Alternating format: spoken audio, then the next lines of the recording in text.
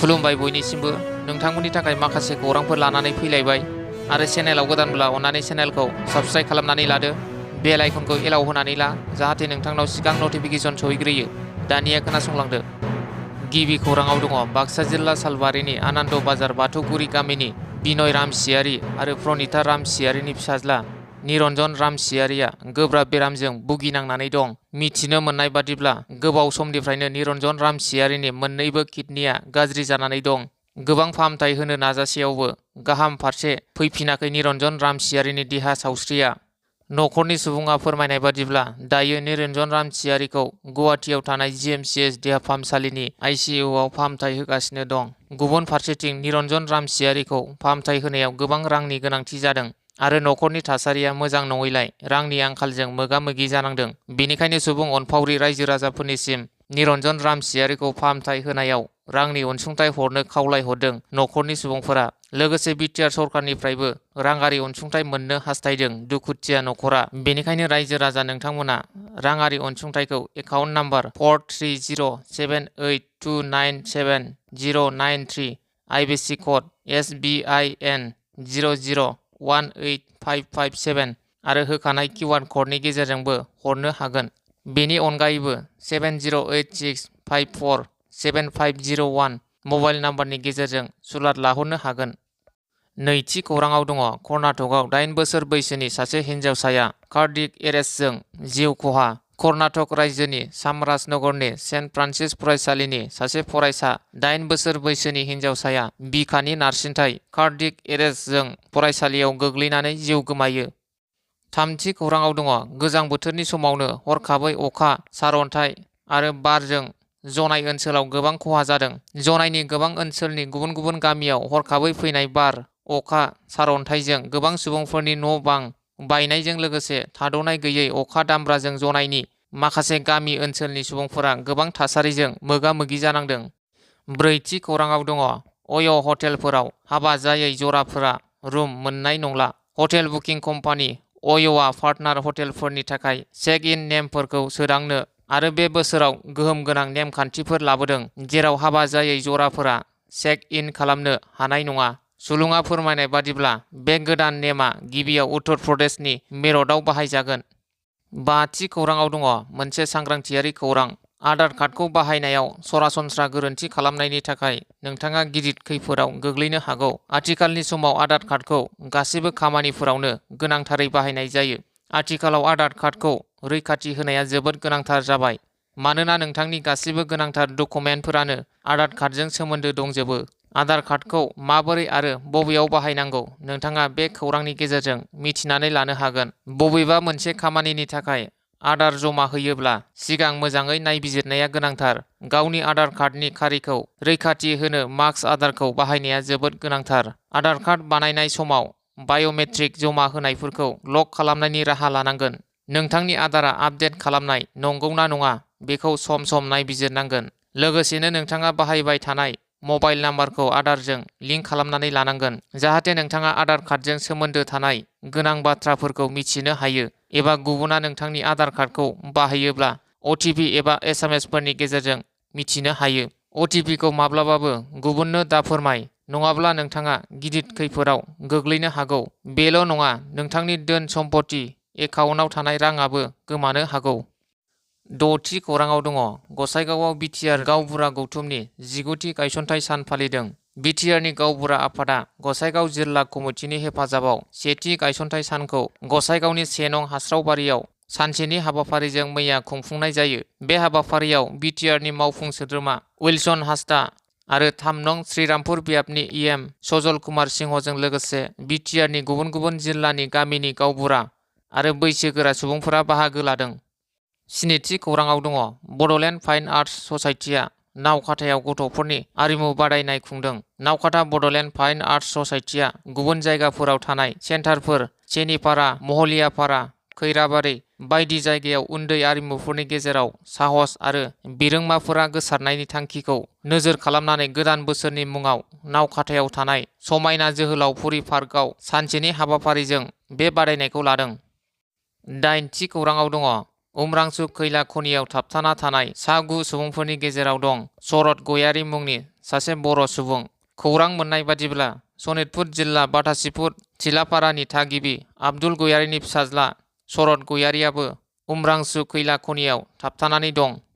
गुथि खौराङाव दङ चीन हादराव 7.1 मेगनिट्युड बांग्रि मावनायजों सा 32निबो बांसिन सुबुंफोरनि जिउ खहा जायो। चीननि तिबेटनि जिगेसडेंग्रि सेंसौ टाउनशिपनि थंग्लाय गामियाव 7.1 मेगनिट्युड बांग्रि मावनायजों सा 32निबो बांसिन सुबुंफोरनि जिउ खहा जायो आरो सा 38 सुबुंफोरा गोब्राब जोखोम जादों होनना मिथिनो मोन्दों। जिथि खौराङाव दङ चिरां जिल्ला लावख्रिगुरि गामिनि देरहासार बसुमतारिया नेशनेल चेम्पियनशिप 2024-25 नि मास रेसलिं बादायलायनायाव सनानि मेडेल देरहानो हादों। उदय बसुमतारिनि फिसाज्ला देरहासार बसुमतारिया गोदान दिल्लीनि तालकटोरा इनडोर स्टेडियामाव खुंजानाय नेशनेल चेम्पियनशिप 2024-25 आव मास रेसलिं बादायनायाव सनानि मेडेल देरहानो हादों। 11थि खौराङाव दङ बिनन बसुमतारिया नेशनेल चेम्पियनशिप 2024-25 बेल्ट रेसलिं गेमआव सनानि मेडेल देरहानो हादों। गहपुर हालामनि सिङाव थानाय सनापुर गामिनि बिफा मुस्रि सुबन बसुमतारि बिमा मुस्रिमा देवबारि बसुमतारिनि नैथि फिसाज्ला बिनन बसुमतारिया गोदान दिल्लीनि तालकटोरा इनडोर स्टेडियामाव खुंजानाय नेशनेल चेम्पियनशिप 2024-25 आव बेल्ट रेसलिं गेमआव देरहासार जानानै सनानि मेडेल मोननो हायो। 12थि खौराङाव दङ उदालगुरि जिल्लानि जुनाली दैमारिया मास रेसलिं नेशनेल चेम्पियनशिप 2024-25 आव सनानि मेडेल देरहादों। उदालगुरि जिल्लानि सिङाव थानाय दैफाम फाख्रिबारि गामिनि रुपाथि दैमारिनि फिसाजो जुनाली दैमारिया गोदान दिल्लीनि तालकटोरा इनडोर स्टेडियामाव खुंजानाय मास रेसलिं नेशनेल चेम्पियनशिप 2024-25 आव देरहासार जानानै सनानि मेडेल देरहानो हादों। 13थि खौराङाव दङ बाक्सा जिल्लानि ब्रिखा बर'आ बेल्ट रेसलिं गेमआव सनानि मेडेल देरहानो हादों। बाक्सा जिल्लानि गरेस्वर हालामनि सिङाव थानाय रामपुर गामिनि रन्जु बर'नि फिसाज्ला ब्रिखा बर'आ गोदान दिल्लीनि तालकटोरा इनडोर स्टेडियामाव खुंजानाय नेशनेल चेम्पियनशिप 2024-25 नि बेल्ट रेसलिं आरो मास रेसलिं बादायलायनायाव देरहासार जानानै सनानि मेडेल देरहानो हादों।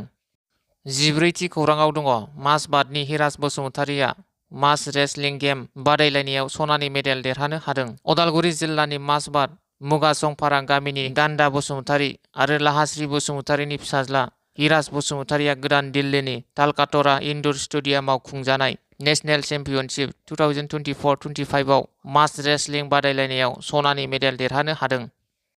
15थि खौराङाव दङ क'क्राझार जिल्लानि 1 नं गसाइगाव LSCनि सिङाव मडेल अंगनाबादि मिरु बेखेवदों।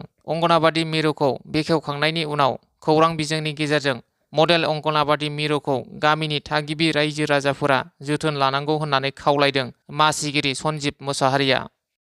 16थि खौराङाव दङ बाथौफुरि काथलिकआव केन्द्रीय बाथौ फुजा मेल आफादा देग्लाय बोसोराव 9 साननि मेहेरगोनां हाबाफारिजों बाथौ फुजा मेला खुंफुंनो थाम-थिम खालामदों।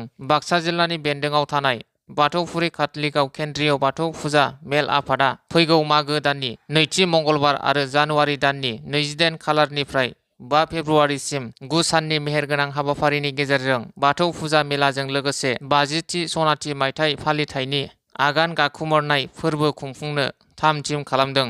देग्लाय बोसोरनि बाथौ फुजा मेलायाव गुबुन गुबुन बोसोरनि बादिनो बायदि हारिमु दिन्थिफुंनाय मिना बाजार एक्सप'जों लोगोसे मुंदांखा मोसाखावरि नबजित नार्जारी जाखांफु मेथाइ रोजाबगिरि नयन बरगयारिनि मेथाइ रोजाबनाय लोगोसे गुबुन गुबुन जाखांफुनाय मोसाखावरि मेथाइ रोजाबगिरि बिथांमोना बाहागो लागोनखौ फोरमायदों बाथौ फुजा मेल आफादनि आफादगिरि बिनन बर'आ। बेनिखायनो गुबुन गुबुन बोसोरफोरनि बादिनो देग्लाय बोसोरावबो बिथाङा हारि धोरोम राव बासियालासे बयखौबो लैहोर लैहोर फैनानै बाथौ फुजा मेलखौ मदद आरो हेफाजाब होफैनो थाखाय हांख्रायहरदों। 17थि खौराङाव दङ कामरुपनि जाजि खनायाव खौसेथि बर' सुबुं आफाद UBPOनि 11थि बोसोरसालिया जथुम्माया मैयानिफ्राय जागायबाय। मैयानिफ्राय लानानै 9 जानुवारिसिम कामरुप जिल्लानि जाजि खनायाव जारखना माइनाव फोथाराव खुंफुंजागोन खौसेथि बर' सुबुं आफाद UBPOनि 11थि बोसोरसालिया जथुम्माया फुंबिलि समाव गिबि हाबाफारि बायदियै गाहाय हाबग्रा गेट बेखेवनाय आरो सायनासालि जौस्रां एक्सप' हाथाइसालि थान्दै नब्लां थान्दै बादा बायदि बायदि बेखेवनाय हाबाफारिया जानानै थाङो।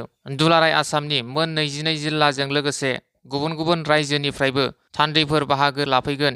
UBPOनि 11थि बोसोरसालिया जथुम्मायाव दिनै 8 जानुवारि खालाराव नैथि सानाव आसामनि गिबि मन्त्रि डक्टर हिमन्त बिश्व शर्माजों लोगोसे आसाम बिधान सभानि बुंथिगिरि बिश्वजित दैमारियाबो बाहागो लाफैगोन। सानथामनि हाबाफारिजों खुंफुंजानाय 11थि बोसोरसालिया जथुम्मायाव दोलै नोगोरै बयखौबो बाहागो लानो खावलायहरदों।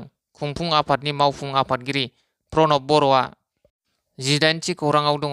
गावनि नखरखौ दैदेननो थाखाय डिमा हासाव जिल्लानि उमरांसुनि खैला खनियाव खामानि मावनो थांदोंमोन खुसि महन रायआ।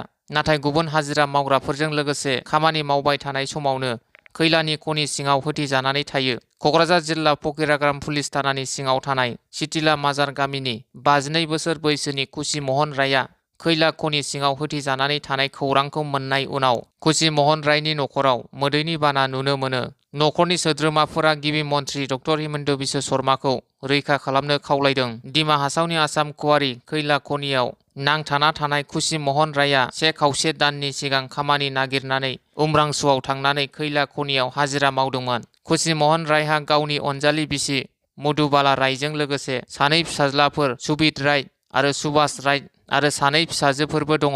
फिसाज्ला 2नि गेजेराव सासेया गुजरातआव खामानि मावगासिनो दं आरो सासेया न'नि रांखान्थियारि लोरबांथिनि थाखाय अरुणाचलाव हाजिरा मावग्रा महरै खामानि मावगासिनो दं। खुसि महन रायनि 2 फिसाजोफोरा अगखाखि शक्ति आश्रम गोजौसिन गेजेर फरायसालियाव फरायगासिनो आरो गुबुन सासेया सिथिला MB फरायसालियाव 8 थाखोआव फरायगासिनो दं। मिथिनो मोननाय बादिब्ला डिमा हासावआव अखा हादों, जायनि जाहोनाव खैला खनिनि सिङाव होथेजानानै थानाय खामानि मावग्राफोरखौ रैखा खालामनो थाखाय SDRFनि हान्जाया खामानि मावनायाव जेंना नुजाथिदों।